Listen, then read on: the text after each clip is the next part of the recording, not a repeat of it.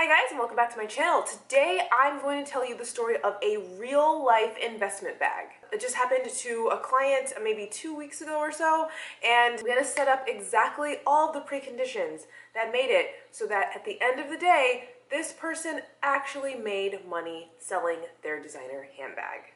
So, here on this channel, we do not like to use the I word in reference to handbags because I don't believe that fashion items necessarily should be used or thought of as financial vehicles. We've talked about this at length. I don't have to get into it so much here. Hopefully you guys enjoy this story. If you have any questions or have any suggestions of videos you'd like to see from me, comment those down below. Also, I'd love to know if you ever actually made money on a bag. By the way, if you're new here, hi, I'm Catherine, and I work in the luxury resale industry. And I've been working with designer handbags almost every day of my life since 2014. So here on my channel, we talk about the ins and outs, the ups and the downs. I give you guys my insights and tips on the industry from on the ground. So if you would like to know more, I'd love to have you back. Please hit the subscribe button down below and let's get started. So a few weeks ago, a woman brings in her Louis Vuitton Neverfull GM to sell. As a reminder, I'm filming this in 2023 where the current retail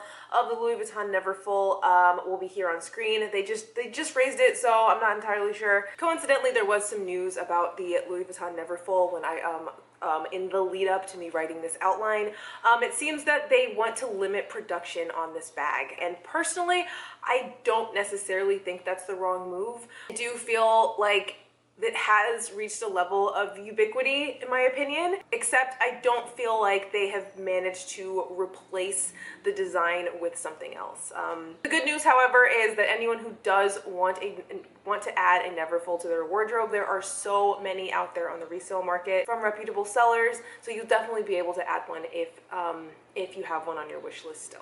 Personally, I think that they did grow to a huge level of popularity, and perhaps it is time to put that style on the shelf. Now, they will still be available in stores in the limited edition collections. Those are very, very specific generally in their styles and colors and prints and patterns, etc. And they don't tend to do very well out there on the resale market because they can be a lot. They can be for a very, very specific person with a specific style and taste.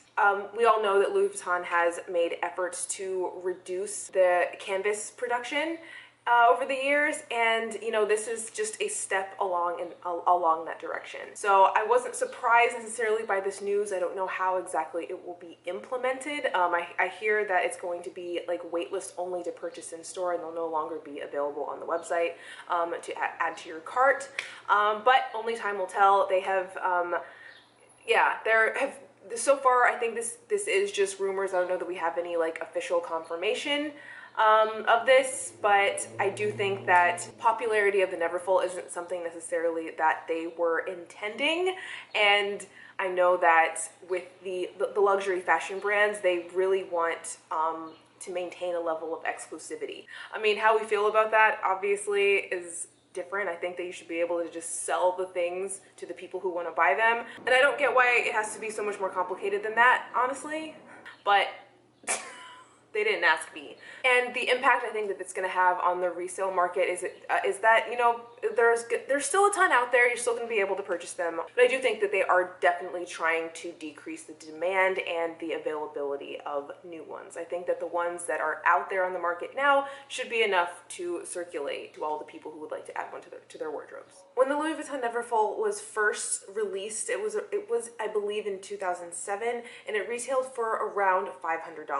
Now, this bag was purchased in 2010. In 2010, it retailed for $750 or 520 euros because I believe she said she purchased it in Italy. Now, this bag has some wear.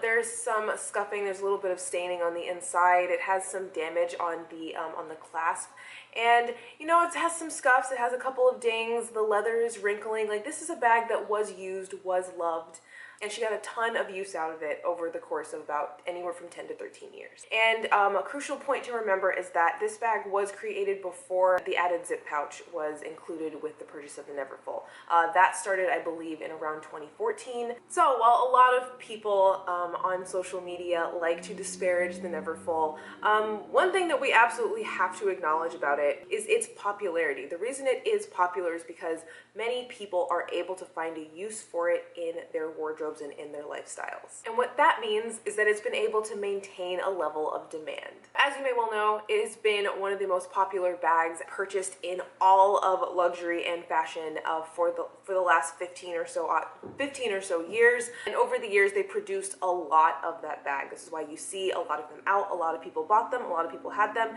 and a lot of people resold them over time. So the market is flooded with these. So if you do want one, you are most likely able to find one on the resale market. Now, obviously, it's going to vary with your budget and the level of wear that you're willing to accept, but there are a ton of them out there. You will have options if you go to purchase one. Currently on the resale market, you can find them anywhere from $700 on the low end. Those are going to be the ones with staining, with some scuffs, maybe cracking on the canvas.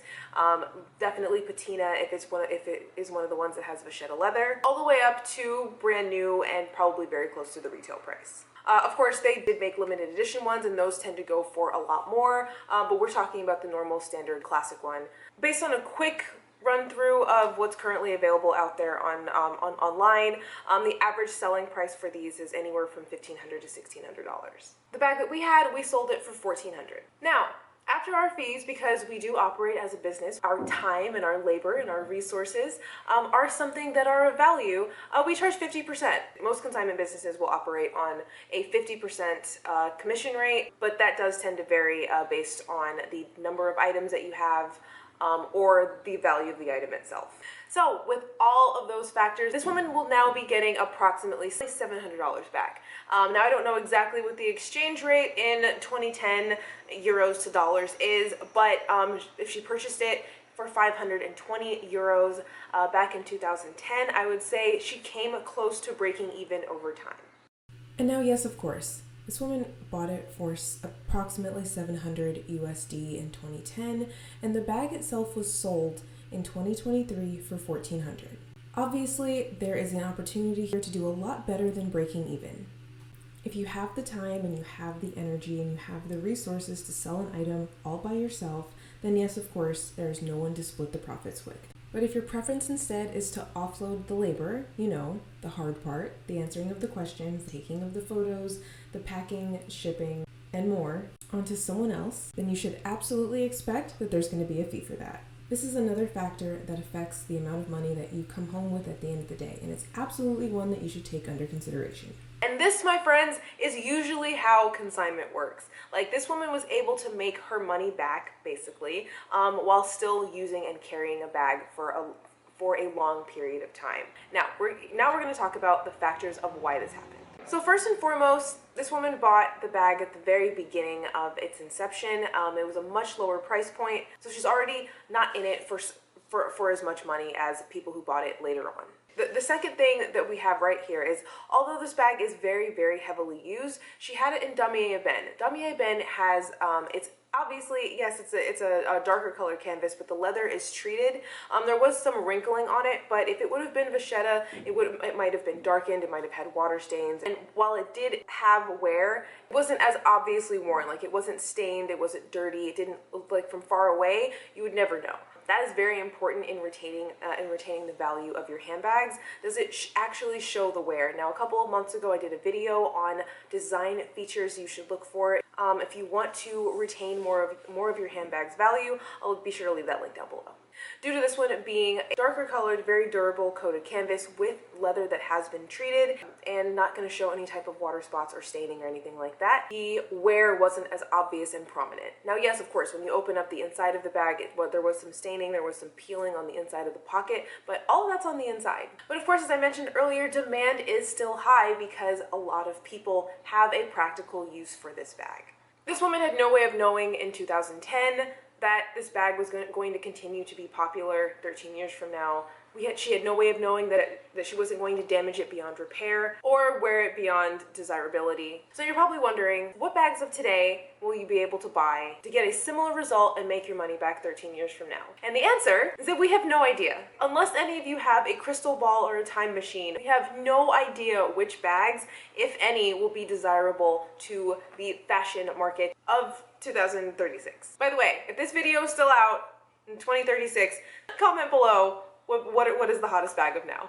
We don't know what brands or what styles or what patterns or colors will fall in and out of favor in that time. What she did know was that she had a use for it in the moment. That's why I always say the important thing to do when you're considering a luxury purchase is consider your lifestyle, your budget, and how that item will mesh in with your wardrobe.